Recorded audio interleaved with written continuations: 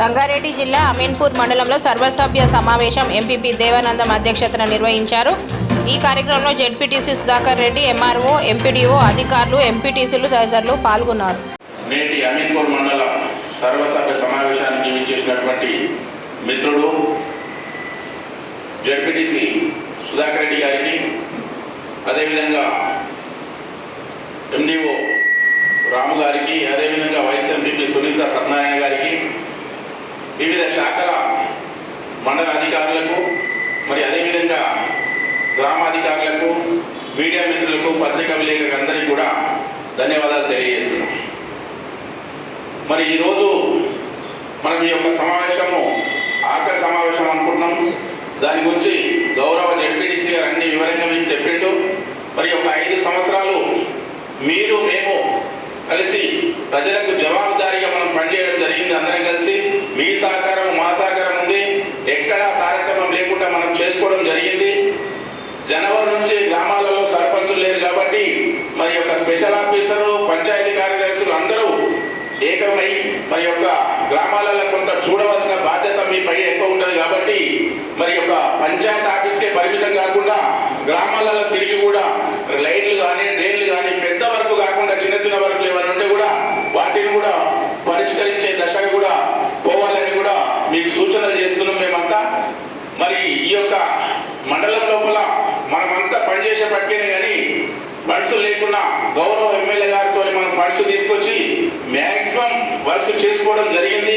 మరి గ్రామ పంచాయతీ మన రింగ్ రోడ్ అవతల గ్రామ పంచాయతీలు కానీ, రింగ్ రోడ్ లోపల గ్రామ పంచాయతీలు కానీ భారీ ఎత్తున జనం బాగా వస్తారు మన దగ్గరికి. కృష్ణారెడ్డిపేట పటేల్ కూడా కానీ మరి అనుకున్న దానికంటే జనం వస్తారు కాబట్టి నిధులు లేకపోతే ఇబ్బంది అవుతుంది మనం అందరికీ.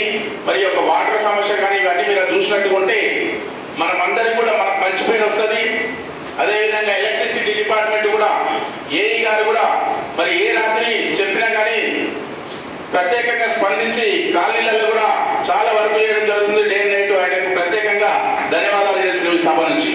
మరి చిన్న కొన్ని కాలనీల ట్రాన్స్ఫర్ ఇబ్బంది ఉంది సార్. మరి తప్పకుండా మీరు అవి చేసినట్టుకుంటే మాకు రాబోయే దాంట్లో కూడా మాకు కూడా మంచి పేరు వస్తుంది.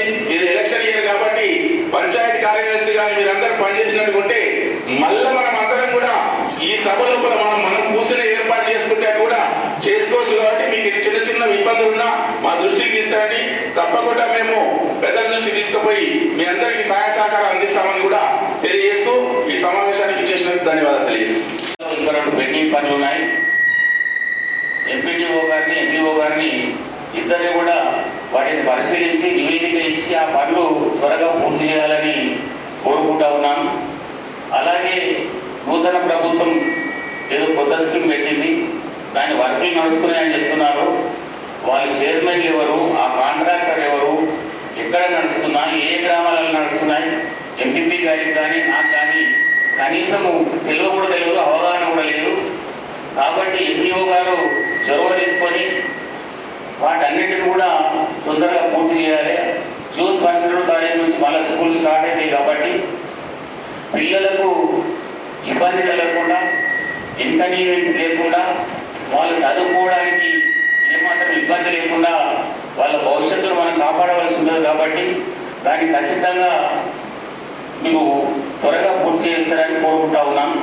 అలాగే కరెంట్ డిపార్ట్మెంట్లో కొన్ని కాలనీల ట్రాన్స్ఫార్మర్ల ప్రాబ్లం ఉంది.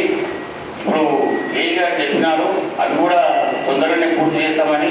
చాలా మటుకు మన దగ్గర కరెంట్ ప్రాబ్లం లేదు కాబట్టి ఏఈ గారికి మరొకసారి ధన్యవాదాలు తెలియజేస్తా ఉన్నా.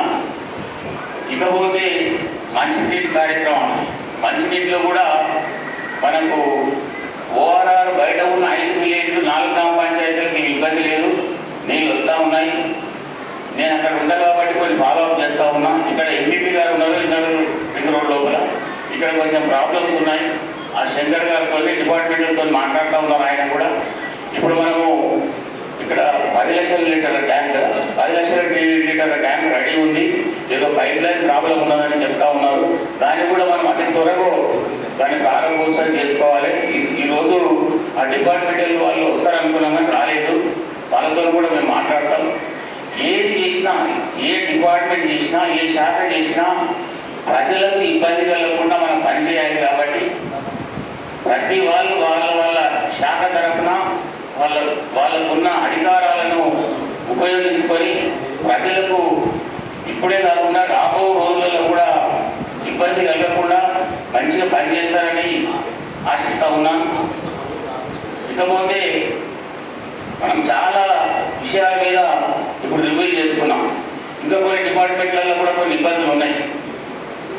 ఇప్పుడు హెల్త్ డిపార్ట్మెంట్ ఉంది. హెల్త్ డిపార్ట్మెంట్లో ఏమీ కూడా సరిగా లేవు. అంటే వాళ్ళు కూడా ఏం చేయలేని పరిస్థితి.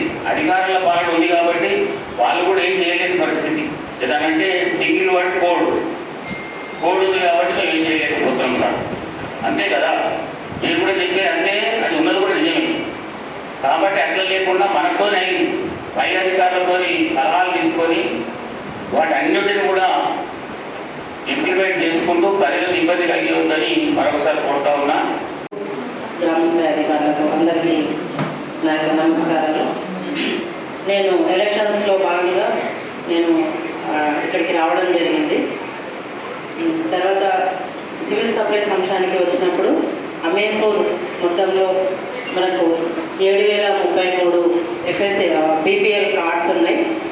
దాంట్లో మనకు 4 అన్నపూర్ణ, 152 ఏఎఫ్సి కార్డ్స్, తర్వాత ఎఫ్ఎస్సి 6877 కార్డ్స్ ఉన్నాయి. వీటన్నిటికీ గాను టోటల్ మనం 140 మెట్రిక్ టన్స్ రైస్ మనము అందిస్తున్నటువంటిలో రైస్ ముఖ్యంగా మనం రేషన్ షాపుల ద్వారా అందిస్తున్నాము.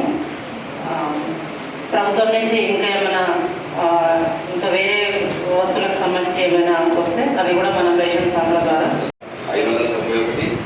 దీంతో పాటు మనకు వచ్చేసి ఈ 2 పెద్ద గ్రామ పంచాయతీలకు డంపింగ్ యార్డ్ రిక్వైర్మెంట్స్ ఉన్నాయి.